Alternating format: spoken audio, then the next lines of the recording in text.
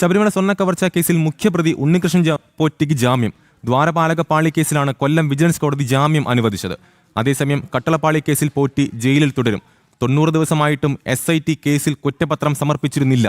ഇടക്കാല കുറ്റപത്രം സമർപ്പിച്ചിരുന്നുവെങ്കിൽ ജാമ്യം ലഭിക്കില്ലായിരുന്നു. വിവരങ്ങളുമായി പ്രശാന്ത് ശങ്കരങ്ങൾ ചേർന്നു. പ്രശാന്ത്, ഏറ്റവും ഒടുവിൽ ഇപ്പോൾ ഉണ്ണികൃഷ്ണൻ പോറ്റിക്ക് ജാമ്യം ലഭിച്ചിരിക്കുകയാണ്. പക്ഷേ ഈ ജാമ്യത്തിന് പിന്നിൽ SITയുടെ ഗുരുതര വീഴ്ച എന്ന് തന്നെ പറയേണ്ടി വരും. കാരണം അറസ്റ്റിലായി 90 ദിവസം കഴിഞ്ഞിട്ടും SIT കുറ്റപത്രം സമർപ്പിച്ചിരുന്നില്ല. ഇത് ചൂണ്ടിക്കാട്ടിയാണ് ഉണ്ണികൃഷ്ണൻ പോറ്റിക്ക് ഇപ്പോൾ ജാമ്യ ഹർജി നൽകിയിരുന്നത്. ആ ജാമ്യാപേക്ഷയിൽ കൊല്ലം വിജിലൻസ് കോടതി ജാമ്യം അനുവദിച്ചിരിക്കുകയാണ്. SITയുടെ ഗുരുതര വീഴ്ച എന്ന് തന്നെ പറയേണ്ടി വരും. ദ്വാരപാലക പാളി കേസിലാണ് കൊല്ലം വിജിലൻസ് കോടതി ജാമ്യം അനുവദിച്ചത്. അതേസമയം കട്ടളപ്പാളി കേസിൽ പോറ്റി ജയിലിൽ തുടരും. 90 ദിവസമായിട്ടും SIT കേസിൽ കുറ്റപത്രം സമർപ്പിക്കാത്തതിനെ തുടർന്ന് കോടതി ജാമ്യം അനുവദിക്കുകയായിരുന്നു. ഇടക്കാല കുറ്റപത്രം സമർപ്പിച്ചിരുന്നുവെങ്കിൽ ജാമ്യം ലഭിക്കില്ലായിരുന്നു. പറയൂ പ്രശാന്ത്, വിവരങ്ങൾ.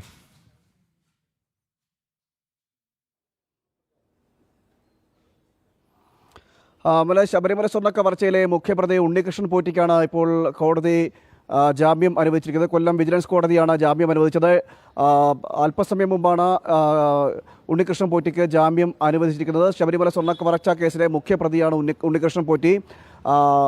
കേസിൽ ഇതുവരെ കുറ്റപത്രം സമർപ്പിച്ചിട്ടില്ല. കുറ്റപത്രം സമർപ്പിക്കാത്തത് കൊണ്ടാണ്, അതായത് കേസ് രജിസ്റ്റർ ചെയ്ത് അന്വേഷണം ആരംഭിച്ച് 90 ദിവസം പിന്നിടുമ്പോഴും കുറ്റപത്രം സമർപ്പിക്കാൻ അന്വേഷണ സംഘത്തിന് കഴിഞ്ഞിട്ടില്ല. ഇതാണ് നിലവിൽ ജാമ്യം ലഭിക്കാനുള്ള കാരണമായി കണക്കാക്കുന്നത്. ഇടക്കാല കുറ്റപത്രം പോലും സമർപ്പിച്ചിട്ടില്ല എന്നാണ് നമുക്ക് മനസ്സിലാക്കാൻ കഴിയുന്നത്. അതുകൊണ്ടാണ് ഉണ്ണികൃഷ്ണൻ പോറ്റിക്ക് ജാമ്യം ലഭിക്കുന്നൊരു സാഹചര്യം ഉണ്ടായത്. ജാമ്യം ലഭിച്ചാലും ജയിലിൽ തുടരും. കാരണം രണ്ടാമത്തെ കേസിൽ, ഇപ്പോൾ ആദ്യത്തെ ദ്വാരപാലക ശില്പങ്ങളുമായി ബന്ധപ്പെട്ട കേസിലാണ്, അതിൻ്റെ കടത്തുമായി പാളികളിൽ നിന്നും സ്വർണ്ണം കടത്തിയതുമായി ബന്ധപ്പെട്ട കേസിലാണ് ഇപ്പോൾ, അതായത് കേസിലെ ഒന്നാമത്തെ കേസിലാണ് ജാമ്യം അനുവദിച്ചിരിക്കുന്നത്. രണ്ടാമത്തെ കേസിൽ കട്ടിലപ്പാളി കേസുകളുമായി ബന്ധപ്പെട്ട് ജാമ്യം ഇതുവരെ ലഭിച്ചിട്ടില്ല. അതുകൊണ്ട് തന്നെ നിലവിൽ ഉണ്ണികൃഷ്ണൻ പോറ്റിക്ക് ജാമ്യം ലഭിച്ചെങ്കിൽ പോലും ജയിലിൽ തുടരുന്ന നിലയിലേക്ക് ജയിലിൽ തന്നെ തുടരുകയും ചെയ്യും.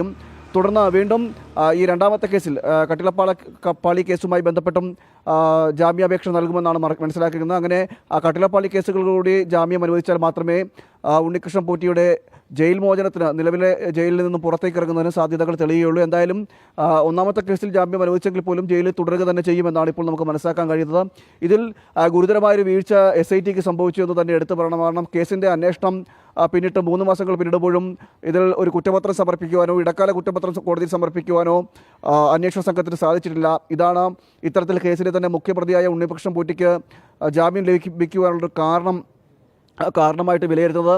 വലിയ രീതിയിലുള്ളൊരു ഗുരുതരമായിട്ടുള്ള വീഴ്ച ഈ പ്രത്യേക അന്വേഷണ സംഘത്തിന് സംഭവിച്ചു എന്ന് തന്നെ വേണം എടുത്തു പറയേണ്ടത്. അതുകൊണ്ട് തന്നെയാണ് കേസിലെ മുഖ്യപ്രതിക്ക് തന്നെ പുറത്തേക്ക് ഇറങ്ങുന്ന ഒരു നിലയിലേക്ക് എത്തുന്നത്. സ്വാഭാവികമായും ഇത്തരത്തിലുള്ള കേസിൽ പ്രതി സ്വാഭാവികമായും പുറത്തേക്ക് ഇറങ്ങി കഴിഞ്ഞാൽ തെളിവുകൾ നശിപ്പിക്കുന്ന നിലയിലേക്കും അതോടൊപ്പം തന്നെ മറ്റ് നീക്കങ്ങളടക്കം നടക്കാൻ സാധ്യതകളുണ്ട്. തള്ളിക്കളയാൻ കഴിയില്ല. ഇതൊക്കെ കൊണ്ടാണ് ജാമ്യം നൽകരുതെന്ന് പ്രോസിക്യൂഷൻ വാദിച്ചതെന്ന് മനസ്സിലാക്കുന്നു. എന്നാൽ ഈ SITയുടെ നിലപാട്, കാരണം ഈ കേസുമായി ബന്ധപ്പെട്ട് കുറ്റപത്രം സമർപ്പിക്കാത്തതും ഇടക്കാല കുറ്റപത്രം പോലും സമർപ്പിക്കാത്തതും നിലപാടിൽ ആണ് ഇപ്പോൾ ഉണ്ണികൃഷ്ണൻ പോറ്റിക്ക് ജയിൽ മോചനത്തിലേക്കുള്ള വഴി തെളിഞ്ഞു വരുന്ന സാഹചര്യം ഉണ്ടാകുന്നത്. ശബരിമല സ്വർണ്ണ കവർച്ചയുമായി ബന്ധപ്പെട്ട് ആ കേസിലെ മുഖ്യപ്രതിയാണ് ഉണ്ണികൃഷ്ണൻ പോറ്റിയാണ് ശബരിമലയിൽ നിന്നും സ്വർണ്ണപ്പാളികൾ കടത്തിക്കൊണ്ടുപോവുകയും അത് സ്പോൺസറുടെ രൂപത്തിൽ ശബരിമലയിൽ വരികയും സ്പോൺസർഷിപ്പിലൂടെ സ്വർണ്ണപ്പാളികളിൽ നിന്നും സ്വർണ്ണപ്പാളികളുടെ നവീകരണ പ്രവർത്തനങ്ങൾ നടത്താമെന്ന നിലയിൽ ദ്വാരപാലക ശില്പങ്ങളിൽ നിന്നും അതോടൊപ്പം തന്നെ കട്ടിലപ്പാളികളിൽ നിന്നുമെല്ലാം സ്വർണ്ണം കവർച്ച ചെയ്തുകൊണ്ട് അത് കടത്തിക്കൊണ്ട് ചെന്നൈയിലേക്ക് പോവുകയും ചെന്നൈയിലെ സ്മാർട്ട് ക്രിയേഷനിൽ അത് ഉരുക്കി മാറ്റുന്ന ഒരു സാഹചര്യമൊക്കെ ഉണ്ടായി.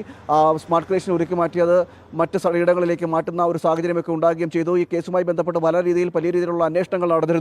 പല അറസ്റ്റ് നടപടികൾ നടക്കുകയും ചെയ്തു. അതായത് കേസിലെ